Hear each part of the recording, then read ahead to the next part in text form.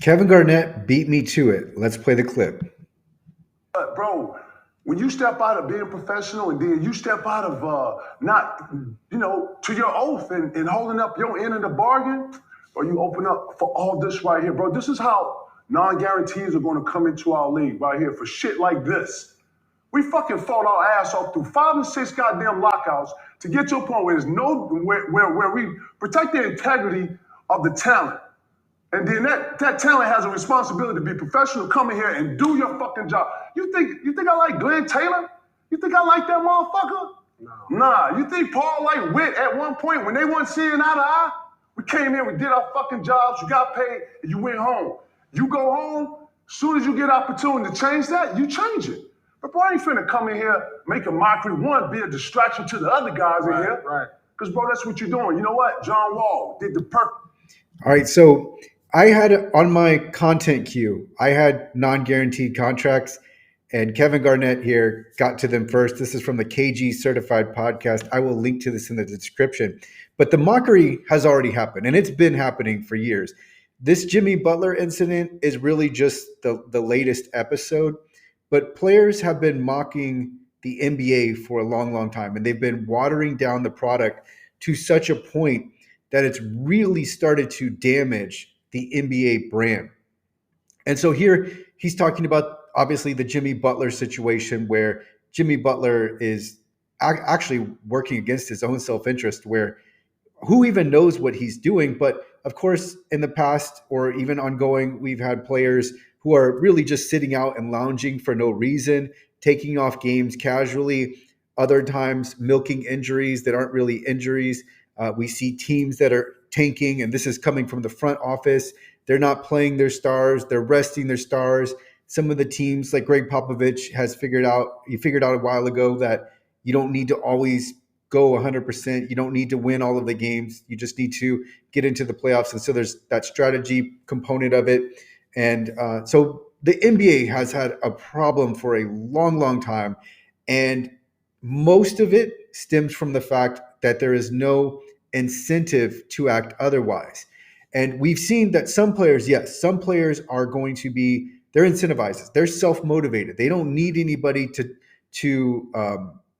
tell them to get going. They're going to go on their own. They're going to try to win every game. They're going to go all out. They're going to play. That's just how some players are. They're driven. A lot of the NBA is not, and it's resulted in a huge problem for the league.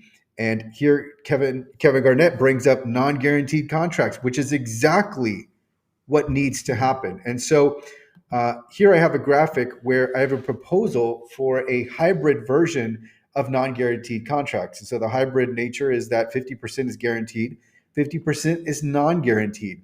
The way you get to the full salary is that your team picks up 32 wins where you are active.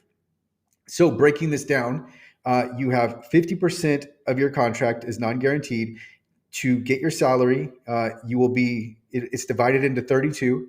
And so that's a 39% winning percentage. So if your team can reach 39%, at 39% winning clip, you will get your full salary so long as you are active. So you can't just sit out and be injured and your team picks up the win. You have to be there for the win. You have to be eligible to participate.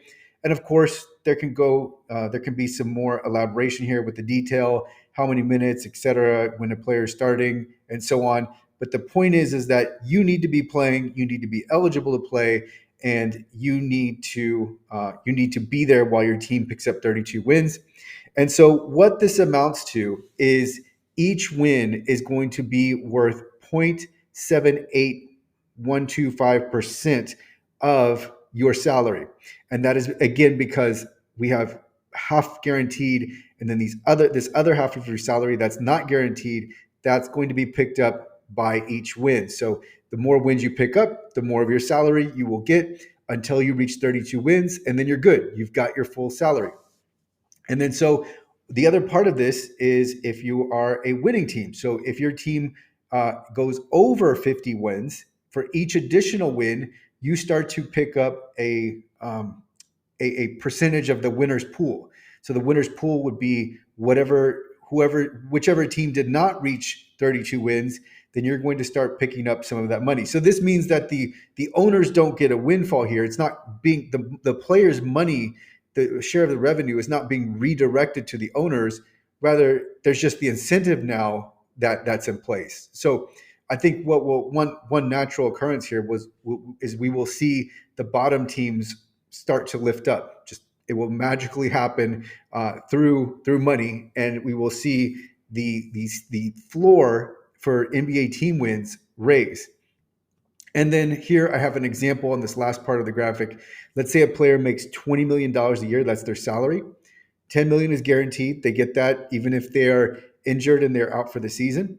But then for the 32 wins, if they are picking up the wins, for each win they pick up, they will get $312,500 all the way up until 32 wins. Once they reach that threshold, they've got their full salary. And if the team does really good and they go over 50 wins, which is 60.98%, that's when they start getting a distribution from the winner's share of the pool. So let's say a team wins 55 games.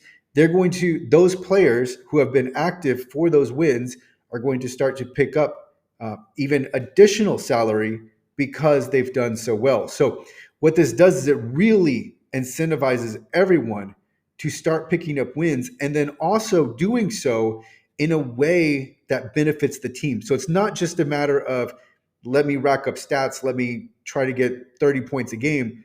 This is to the point where we're working together. We're trying to figure this out together, and no one under this hybrid guarantee is going to be tanking.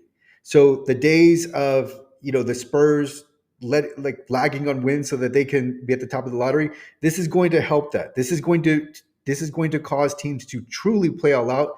Competition is going to increase because their money will be on the line, and so teams will be playing. We'll see players playing all out. We'll see stars wanting to play each and every game, and then of course that the motivation is going to subside after the 32 wins. But this helps raise that floor, raise the level of play, and then if the team is really good, so let's say the team is not stuck in the middle, let's say at 45 wins, but we have a team that's really good, it continues to incentivize the better teams to try to be better, even though they may already be at the top of their division or the top of their conference. They have this incentive. So this has been a problem for the NBA. This is something that I think is due. It's overdue because we've seen what happens when people are guaranteed and they don't have that same motivation unless it comes from within. If it doesn't come from within, it's just not there. And as a result, the NBA's product has been diluted and damaged. And I think this would immediately turn things around. Of course, the Players Association would be against this, but I think one upside here where you could get some favor is that the money is not going anywhere other than the players. So you just have to figure out the details. Here's just a baseline idea to work from, but the winner share is going to help those players that are on winning team, and really this is all just meant to generate competition, better play, stars playing more games, and then also ending the lackadaisical approach to playing games, and then also this the apathy towards winning games and the indifference. And I'm trying to think of different words here, but the point is that what has happened is so many players, teams, coaches, front offices have really taken, if they're not in the championship, in the championship tier, they've started to take off games. And that's very damaging for the NBA, especially over time. People start to understand like, hey, the players may not play. Why am I watching? Why am I buying tickets? When you start to stack this year after year and it starts to become ingrained in the fans' mind that the players don't really care, if the players don't care, if the teams don't care, then why should the fans care?